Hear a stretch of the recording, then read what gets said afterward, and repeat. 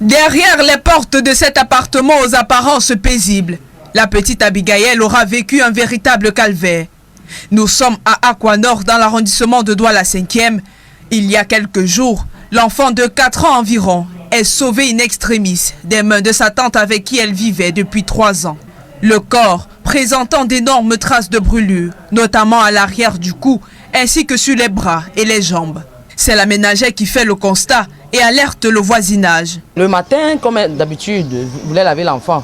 Mais elle disait que l'enfant était calme dans son coin. Elle a donc insisté, c'est après ça qu'elle a découvert que l'enfant avait les bleus partout. Ce qu'elle a raconté aux gens, c'est que la dame lui a donné 1 semaine de congé. Et d'aller en congé, elle va s'occuper de l'enfant. Et la nounou a vu que si elle part, elle laisse l'enfant 1 semaine, peut-être qu'elle peut retrouver l'enfant mort. Du coup, elle a alerté les gars du quartier qui sont venus. Nous tous ici, nous étions surpris. Surpris, mais aussi troublés, puisque le bourreau de la petite Abigail s'est toujours montré sociable. Quand tu la voyais physiquement, apparemment, elle n'avait pas de soucis. Elle était bien. C'est vrai qu'il y avait des moments où l'enfant se plaçait souvent au balcon. Elle disait que je vais manger, je vais manger, je vais manger.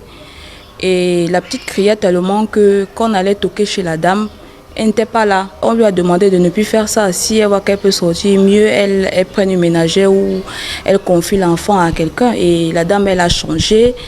Elle allait bien et la petite était bien. Elle était bien portante et tout. Après, à un moment donné, du jour au lendemain, on n'a plus vu la petite. Disparue, sans défense, devant son agresseur. On n'a pas suivi ce cri de guerre-là, ce cri de détresse de l'enfant. Donc nous, on s'est dit, moi particulièrement, je me suis dit que peut-être quand elle infligeait ces douleurs à l'enfant, elle bouchait sa bouche, elle bandait la bouche. Les actes de torture portant atteinte à l'intégrité physique des enfants sont réprimés par la loi camerounaise en son article 350 du Code pénal. La peine prévue pour ce type d'infraction est aggravée parce que l'enfant étant âgé de moins de 15 ans, le législateur prévoit d'ordinaire une peine d'emprisonnement qui va de 5 ans à 10 ans d'emprisonnement pour le cas des blessures simples.